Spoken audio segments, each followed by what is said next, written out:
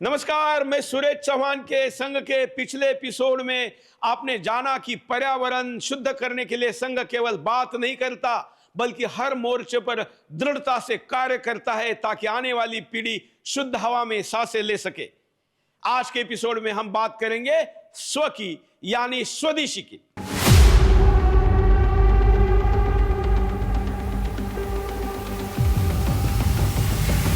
संघ गाथा में आपका बहुत बहुत स्वागत है।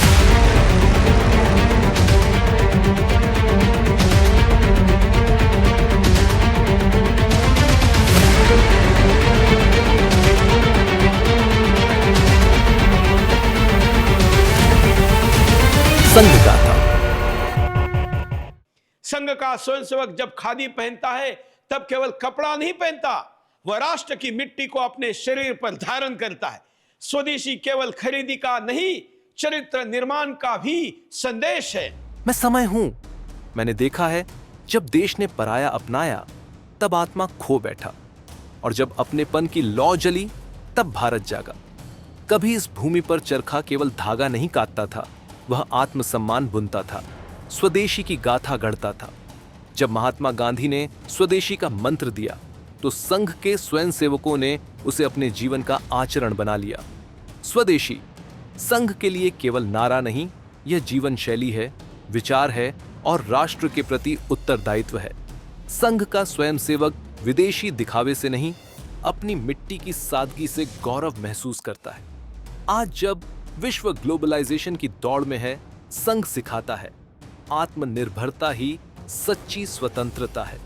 मेड इन इंडिया केवल लेबल नहीं, यह उस सोच का प्रतीक है जो कहती है, जो अपने बल पर खड़ा होता है वही सशक्त भारत बनाता है। संघ ने सिखाया, देशभक्ति केवल नारों में नहीं, व्यवहार में दिखती है। खादी, देशी वस्तुएं, भारतीय उत्पाद, ये सब प्रतीक है उस भावना के जिसमें आत्मनिर्भरता, आत्म गौरव और आत्म बल छिपा हुआ है। स्वयंसेवक के लिए स्वदेशी जीवन का अंग है। उसका भोजन, उसके वस्त्र, उसके काम, सब कुछ भारत की मिट्टी से जुड़ा होता है। वह जानता है कि आत्मनिर्भर भारत का अर्थ केवल अर्थव्यवस्था नहीं है बल्कि आत्मविश्वास है। वह शक्ति है जो हमें अपने पैरों पर खड़ा करती है। देश की स्वतंत्रता को जैसे स्वदेशी के मंत्र से ताकत मिली, वैसे ही देश की समृद्धि को भी स्वदेशी के मंत्र से ही शक्ति मिलेगी।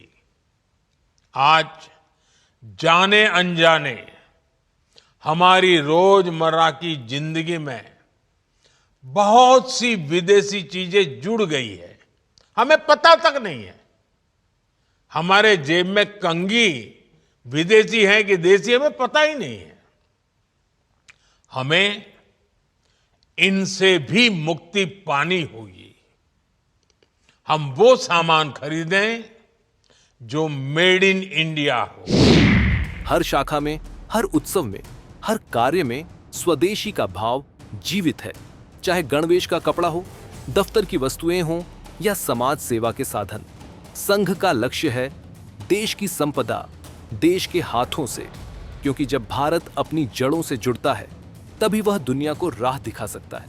स्वदेशी केवल अर्थव्यवस्था नहीं, यह आत्मगौरव का दीपक है जो हर स्वयंसेवक के भीतर जलता है, भारत को आत्मनिर्भर से विश्व गुरु बनाने की दिशा में। आज जब दुनिया एक दूसरे पर निर्भरता की जंजीरों में उलझी है, संघ का स्वदेशी साफ है। जो अपने बल पर खड़ा होता है वही दूसरे को सहारा दे सकता है। स्वदेशी आंदोलन इस देश में कई लोगों ने चलाया, पर संघ ने उसे जीवन के हर क्षेत्र में उतारा। ग्रामोद्योग से लेकर शिक्षा तक, कृषि से लेकर सेवा कार्य तक, हर जगह स्वदेशी का भाव जिया जाता है। चौथा मुद्दा हमने लिया है वो स्व के बारे में, क्योंकि अब हम लोग एक अलग प्रकार के आक्रमण हमारे पास हुए, उसके प्रभाव भी हुए। अपने विषयों के बारे में ग्लानि या हीन भाव उत्पन्न करने के भी प्रयास विदेशियों के द्वारा चले, कुछ अपनों के द्वारा भी हुए।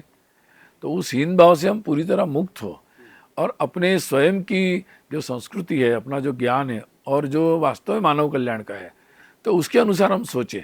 तो इसलिए स्वभाषा, स्वभूषा, स्व के अनुसार भोजन, स्वतंत्र, तो ये जो सारे स्वदेशी, तो इसके अनुसार स्व का जो भाव जगाएं, और इस दृष्टि से एक पूरा प्रयास है। 1940 का वह दौर था जब देश आज़ादी की लड़ाई लड़ रहा था, पर संघ का स्वयंसेवक उस समय भी भविष्य के भारत की नींव सोच रहा था। वह समझ चुका था सच्ची स्वतंत्रता केवल राजनीतिक नहीं, आर्थिक भी होनी चाहिए। इसलिए संघ के स्वयंसेवकों ने 1940 से लेकर आज तक स्थानीय उत्पादों को अपनाया, गाय आधारित अर्थव्यवस्था को सशक्त किया और गांवों में रोजगार व सम्मान के अवसर बनाए। ग्रामोद्योग, हस्तशिल्प, कृषि और देशी उत्पादन, ये सब केवल जीविका के साधन नहीं थे, बल्कि राष्ट्रभक्ति के प्रतीक थे। संघ ने सिखाया कि जो अपने गांव को सशक्त करता है वही राष्ट्र को मजबूत बनाता है। हर स्वयंसेवक के आचरण में स्वदेशी का भाव था। वह जानता था कि जब तक हम अपने ही उत्पादों पर विश्वास नहीं करेंगे, दुनिया भी हमारे सामर्थ्य को नहीं मानेगी। आज जो वोकल फॉर लोकल का जो नारा है, वह संघ के स्वदेशी आचरण की ही आधुनिक गूंज है, जो कि जब हर भारतीय अपने घर, अपने जीवन में भारत को प्राथमिकता देता है, तभी सच्चा आत्मगौरव जन्म लेता है। स्वदेशी केवल वस्त्र नहीं, यह विचार है जो हर स्वयंसेवक के तन में नहीं बल्कि मन में भी बसता है। हमारा वो स्पष्ट मत था कि भारत की युवा शक्ति, भारत का उद्योग, भारत का इनोवेशन, ये इतना उच्च स्तर का है कि अगर इसको ठीक से सहायता दी जाए तो भारत अपने स्वदेशी स्वभाव से, भारत अपनी व्यक्तिगत और अपनी आंतरिक शक्ति के आधार पर एक बहुत बड़ी अर्थव्यवस्था बन सकता है। अन्यथा हम कभी अमेरिका की कॉपी करते रहेंगे, कभी रूस की कॉपी करते रहेंगे, कभी और तीसरे देश की कॉपी करते रहेंगे। तो जो कॉपी होती है वो कभी भी मूल का नहीं हो जैसा नहीं हो सकती। इसलिए अगर भारत को विश्व की सर्वोच्च अर्थव्यवस्था बनना है, भारत को अगर विश्व में पूर्ण रोजगार युक्त देश बनना है, एक महान देश बनना है, तो उसके स्वदेशी भाव को जगाना पड़ेगा, स्वदेशी इनोवेशन को जगाना पड़ेगा, स्वदेशी इंडस्ट्री को बूस्ट करना पड़ेगा, स्वदेशी युवा शक्ति और स्वदेशी क्रय शक्ति, इसको उभारना पड़ेगा। गाय आधारित अर्थव्यवस्था केवल कृषि की रीढ़ नहीं, बल्कि संस्कृति और संवेदना की आत्मा है। संघ ने इसे आर्थिक नहीं, सांस्कृतिक आंदोलन के रूप में देखा, और यही कारण है कि वर्षों से स्वयंसेवक ग्राम विकास, गोसेवा और स्थानीय उद्योगों के माध्यम से भारत की आत्मा को पुनर्जीवित करते आए हैं। आत्मनिर्भरता को राष्ट्रभक्ति के रूप में स्थापित करना, यही संघ की दृष्टि है, यही उसकी साधना है। क्योंकि जब कोई राष्ट्र अपनी ज़रूरतें अपने हाथों से पूरी करता है, तो वह केवल अर्थ नहीं कमाता, वह आत्मगौरव अर्जित करता है। भारत इतने वर्षों तक अंग्रेजों के अधीन रहा, हमारे प्राकृतिक संसाधनों का उन्होंने शोषण किया, पर धीरे धीरे करके दुनिया के अधिकांश देश जब स्वतंत्र हो गए तो कौन से तरीके से शोषण हो सकता, उस पर से उस साजिश के तहत ये वैश्वीकरण का मॉडल आया। WTO बना था। WTO में अनेक तरह की शर्तें ऐसे लगाई गई थी जो दुनिया के संपन्न देशों के अनुकूल थी और दुनिया के विकासशील देशों के प्रतिकूल थी। इस पर से उन्होंने WTO का ऐसा एक भ्रमजाल उत्पन्न किया, अगर आपको विकास करना तो इस रास्ते से चलना पड़ेगा। पर धीरे धीरे बहुत कालांतर में, बहुत जल्दी वो समाप्त हो गया, उसका भ्रम तब समाप्त हो गया। आज WTO की कोई बात नहीं करता, आज वैश्वीकरण की कोई बात नहीं करता। आज हर एक देश को अपने विकास को अपने ढंग से आगे बढ़ाने की बात दुनिया का हर एक समझदार देश कर रहा है, तो भारत को भी ये करना होगा। संघ ने सिखाया कि जो अपने गांव को सशक्त करता है वही राष्ट्र को मजबूत बनाता है। हर स्वयंसेवक के आचरण में स्वदेशी का भाव था। वह जानता था कि जब तक हम अपने ही उत्पादकों पर विश्वास नहीं करेंगे, दुनिया भी हमारे सामर्थ्य को नहीं मानेगी। गाय आधारित अर्थव्यवस्था केवल कृषि की रीढ़ नहीं, बल्कि संस्कृति और संवेदना की आत्मा है। संघ ने इसे आर्थिक नहीं, सांस्कृतिक आंदोलन के रूप में देखा, और वही कारण है कि वर्षों से स्वयंसेवक ग्राम विकास, गौसेवा, स्थानीय उद्योग के माध्यम से भारत की आत्मा को पुनर्जीवित करने आए हैं। मैं भारत माता हूँ। मेरी संतानों ने जब अपने श्रम को पूजा बनाया तब मेरे आंचल में समृद्धि खिली। जब उन्होंने विदेशी चमक छोड़कर अपनी मिट्टी की सादगी को अपनाया, तब मेरे चेहरे पर फिर से स्वाभिमान की मुस्कान लौटी। मैंने देखा है, जब मेरे गांवों में चरखा घूमता है तो वह केवल सूत नहीं बुनता, वह मेरी सभ्यता की डोर को मजबूत करता है। जब मेरे युवक अपने खेतों में पसीना बहाते हैं तो वह फसल नहीं, भविष्य उगाते हैं। और जब मेरे स्वयंसेवक स्वदेशी को आचरण बनाते हैं तो वह मेरे गौरव की रक्षा करते हैं। मैं भारत माता हूँ, मुझे सोने चांदी से नहीं, अपने बच्चों के परिश्रम से वैभव मिलता है। मेरी शक्ति मेरे कारखानों में नहीं, मेरे गांवों की मिट्टी में है। मेरे आभूषण महलों में नहीं, मेरे कर्मठ नागरिकों के हाथों में चमकते हैं। यह प्रारंभिक प्रक्रिया होती है, क्योंकि हर एक व्यक्ति को प्रतिदिन खरीदना तो होता ही है। कोई ऐसा व्यक्ति नहीं है, समाज नहीं है जो कुछ ना कुछ खरीदे नहीं। हमारे को दाल चावल पानी यहाँ से तो नहीं खरीदना पड़ेगा, टूथपेस्ट है ये। इसलिए प्रतिदिन हमारे को स्वदेशी भाव का जागरण भी होता रहे, इसलिए हम प्रारंभ अपनी स्वदेशी की यात्रा को या स्वदेशी के विचार को यहाँ से करते हैं। लेकिन ये स्वदेशी वेशभूषा के बारे में भी हम आग्रह करते हैं कि आप क्यों किसी पश्चिमी देश की उससे, हमारी भारतीय परिधान इतने प्रकार के परिधान हैं, हमारी स्थानीय संस्कृति इतने प्रकार के हम कपड़े पहनते हैं, इतने प्रकार के व्यंजन हम क्या नाम है प्रयोग करते हैं। मैं अभी पंजाब में था तो वहाँ हवेली वो उस पर गए, इतना बढ़िया पंजाब का पुराना, तो काहे को हमारे को पिज़्ज़ा बर्गर और विदेशी ऐसे फूड जिनके से शरीर भी खराब होता है, पेप्सी कोला कोका कोला 19 प्रकार की जिसमें केमिकल मिले होते हैं, सब प्रकार को शरीर को अंदर से भी खराब करता है, हमारा इकोनॉमी भी खराब करता है।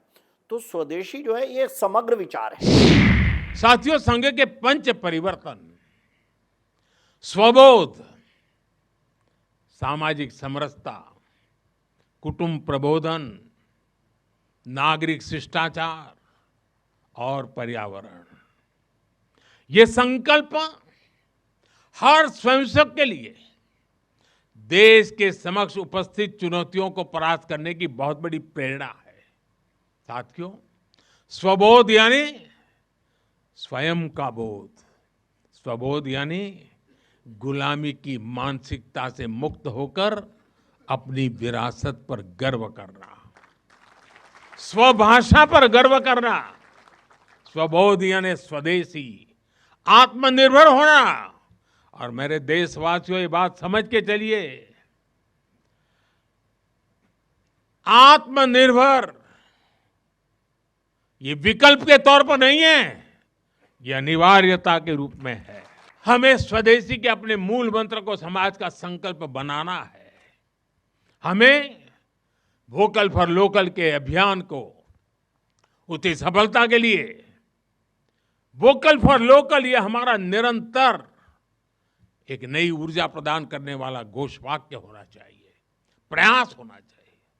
साथियों, संघ ने सामाजिक समरसता को हमेशा अपनी प्राथमिकता बनाए रखा है। सामाजिक समरसता यानी वंचित को वरीयता देकर सामाजिक न्याय की स्थापना करना, देश की एकता को बढ़ाना। जो स्वदेशी को अपनाता है वह केवल भारत का नहीं, मेरे हृदय का हिस्सा बन जाता है। मुझे गर्व है, मेरे पुत्रों ने आत्मनिर्भरता से आत्मगौरव का दीपक जलाया है, और जब तक यह दीपक जलता रहेगा, भारत अमर रहेगा।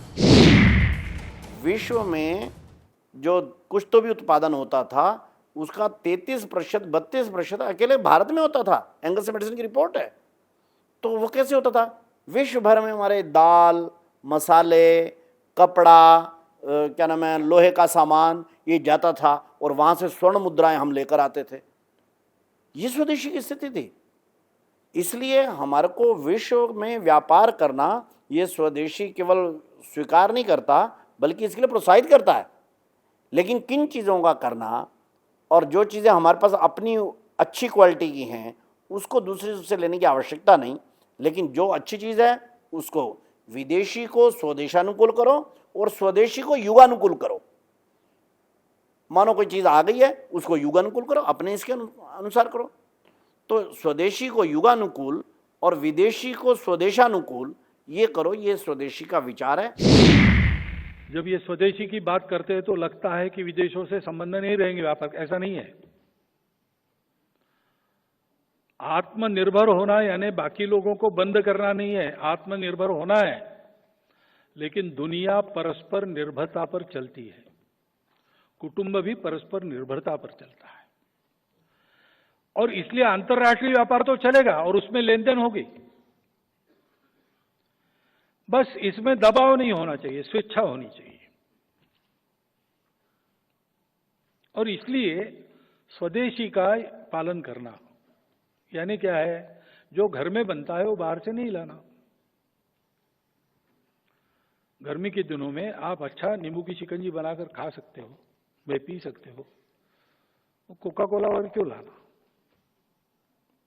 या स्प्राइट भी, बाहर का पेय क्यों लाना, अपने घर का। जैसे आज जब हम लोकल के लिए वोकल इस अभियान के साथ आगे बढ़ रहे हैं, तो श्री अरबिंदो का स्वदेशी का दर्शन हमें राह दिखाता है। बांग्ला में की एक बड़ी ही प्रभावी कविता है, छोईशुतो पॉयमोंतो आसे तुंग होते, दिसलाई काठी ताऊ आसे पोते, प्रोदीप्ति जालिते खेते छूते जेते, किछुते लोग नौय शादीन। यानी हमारे यहाँ सुई और दिया सलाई तक विलायती जहाज से आते हैं। खाने पीने सोने किसी भी बात में लोग स्वतंत्र नहीं है। वो कहते भी थे, स्वदेशी का अर्थ है कि हम अपने भारतीय कामगारों कारीगरों की बनाई हुई चीजों को प्राथमिकता दें। ऐसा भी नहीं कि श्री अरबिंदो ने विदेशों से कुछ सीखने का भी कभी विरोध किया हो। जहां जो नया है वहां से हम सीखें, जो हमारे देश में अच्छा हो सकता है उसका हम सहयोग और प्रोत्साहन करें। आत्मनिर्भरता को राष्ट्रभक्ति के रूप में स्थापित करना, यही संघ की दृष्टि है, यही उसकी साधना है। क्योंकि जब कोई राष्ट्र अपनी जरूरतें अपने हाथों ही पूरा करता है तो वह केवल अर्थ नहीं कमाता, वह आत्मगौरव अर्जित करता है। और यही आत्मगौरव आज के भारत का भविष्य लिख रहा है। स्वदेशी जागरण मंच का मूल सिद्धांत है, भारत की अर्थव्यवस्था भारतीयों के हाथ में रहे, भारतीयों के हित में चले। मंच के अनुसार भारत की विकास यात्रा तभी सच्चे अर्थों में सफल हो सकती है जब स्थानीय उद्योग, कृषि और कुटीर उद्योग को प्रोत्साहन मिले, विदेशी कंपनियों की अनावश्यक घुसपैठ को सीमित किया जाए, ग्रामीण अर्थव्यवस्था और गाय आधारित उत्पादों को बल मिले, पर्यावरण सम्मत और आत्मनिर्भर जीवन शैली अपनाई जाए। प्रमुख कार्य और आंदोलन। विदेशी कंपनियों के खिलाफ अभियान। मंच ने 1990 और 2000 के दशक में कोका कोला, पेप्सी, वॉलमार्ट जैसी विदेशी कंपनियों के खिलाफ कई विरोध आंदोलन किए। स्वदेशी उत्पादों का प्रचार, देशी खरीदो, देश बचाओ जैसे अभियानों के माध्यम से स्थानीय उत्पादों को बढ़ावा दिया गया।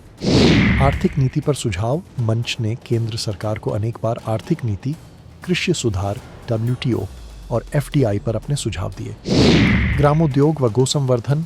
मंच ने ग्रामीण अर्थव्यवस्था को सशक्त करने के लिए गो आधारित और कुटीर उद्योग केंद्रित मॉडल का समर्थन किया। शिक्षा और जागरूकता। विश्वविद्यालयों और समाज में स्वदेशी चिंतन पर संगोष्ठियों, लेखन और व्याख्यानों के माध्यम से युवाओं को जोड़ा गया। स्वदेशी केवल वस्त्र या उत्पाद का प्रश्न नहीं, यह विचार और व्यवहार का स्वरूप है। यह सोच है जो कहती है हम वही अपनाएंगे जो हमारे समाज, हमारी मिट्टी और हमारे श्रम से जुड़ा है। क्योंकि जब हम अपनी धरती से जन्मे विचारों को जीवन में उतारते हैं तभी सच्ची स्वतंत्रता का अर्थ समझ में आता है। स्वदेशी का भाव केवल बाजार की गलियों में नहीं, यह हमारे निर्णयों, हमारी जीवन शैली और हमारे आत्मसम्मान में बसता है।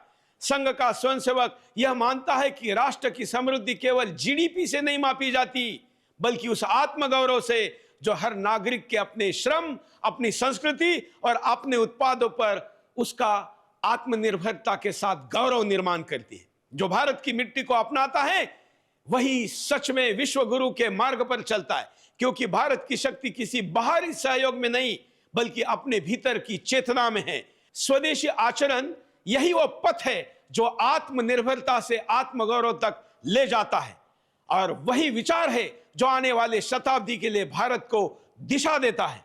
आइए हम सब मिलकर वह व्रत ले कि हम भारत को केवल देखेंगे नहीं बल्कि जिएंगे स्वदेशी के भाव में, आत्मनिर्भरता के विश्वास में और उस गौरव के साथ जो इस भूमि ने हमें दिया है।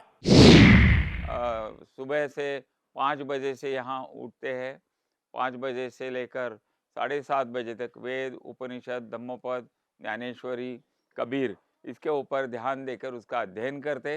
12 साल में भारतीय शिक्षा का ये तत्वज्ञान जो है वो अपनाते हैं। 9:30 से लेकर 1:30 बजे तक स्कूल चलता है, जिसे गवर्नमेंट का जो अभ्यासक्रम है वो लेते हैं। और 2:30 बजे से लेकर 6 बजे तक ये पूरा कला कौशल, उसमें मधुबनी है, उसमें वारली है, उसमें कास्टिंग है, पीतल का ब्रास कास्टिंग है, लोहे का कास्टिंग है, तांबे का कास्टिंग है। यहाँ सारी चीज़ें आयुर्वेद सिखाते हैं, वनौषधि लगाकर उससे दवाइयाँ बनाने तक, पहली कक्षा से लेकर 12वीं तक ये सारा ज्ञान वहाँ देते हैं। आज स्वदेशी जागरण मंच वोकल फॉर लोकल और मेक इन इंडिया जैसी सरकारी पहलों के वैचारिक स्तंभ के रूप में देखा जाता है।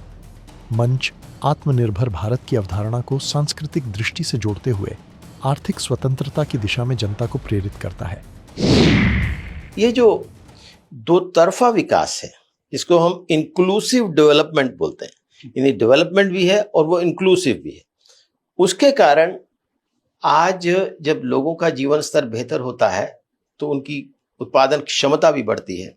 अगर उनका सेहत बेहतर होती है तो भी वो देश में ज़्यादा कंट्रीब्यूट कर सकते हैं जीडीपी की तरफ। तो इसलिए जो हम फ्रिजाइल 5 हो गए थे, अब हम मजबूत 4 की श्रेणी में आ गए हैं। तो ऐसा लगता है कि भविष्य में हम अगर स्वदेशी के रास्ते पर और आगे बढ़ेंगे, दूसरे देशों पर निर्भरता को कम करेंगे और किसी भी प्रकार की ब्लैकमेलिंग हमें कोई न कर सके, चाहे वो प्रतिरक्षा के क्षेत्र में है, चाहे वो स्पेस के क्षेत्र में है, चाहे वो रेयर अर्थ के संदर्भ में है या सेमीकंडक्टर्स के संदर्भ में है या किसी भी अन्य बात के, तो हम जल्दी ही और हम टॉप 3 में भी आएंगे और टॉप 1 भी बनेंगे। कि आत्मनिर्भरता सब बातों की कुंजी है, विकास भी करना है तो हर बात में अपना देश आत्मनिर्भर होना चाहिए, अपने घर से शुरू करना। जब ये स्वदेशी की बात करते हैं तो लगता है कि विदेशों से संबंध नहीं रहेंगे, व्यापार, ऐसा नहीं है। आत्मनिर्भर होना यानी बाकी लोगों को बंद करना नहीं है, आत्मनिर्भर होना है। लेकिन दुनिया परस्पर निर्भरता पर चलती है, कुटुंब भी परस्पर निर्भरता पर चलता है और इसलिए अंतर्राष्ट्रीय व्यापार तो चलेगा और उसमें लेन देन होगी। बस इसमें दबाव नहीं होना चाहिए, स्वेच्छा होनी चाहिए। हमें हर घर को स्वदेशी का प्रतीक बनाना है, हर दुकान को स्वदेशी से सजाना है। गर्व से कहो ये स्वदेशी है, गर्व से कहो मैं स्वदेशी खरीदता हूं, मैं स्वदेशी सामान की बिक्री भी करता हूं। ये हर भारतीय का मिजाज बनना चाहिए। जब ये होगा तो भारत तेजी से विकसित होगा। तो ये था संघ का चौथा प्रण, जिसमें हमने सिखाया कि व्यक्तिगत जीवन में स्व का कितना महत्व है और स्वदेशी कैसे राष्ट्र को मजबूत करता है। और अब अगले एपिसोड में हम बात करेंगे संघ के 5वें प्रण की, जो हर स्वयंसेवक को कर्तव्यनिष्ठ नागरिक बनाने की प्रेरणा देता है।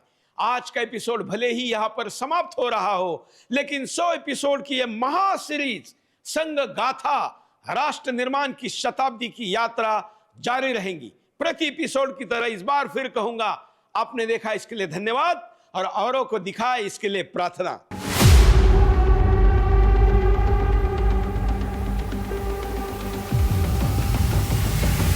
संघ गाथा में आपका बहुत बहुत स्वागत है।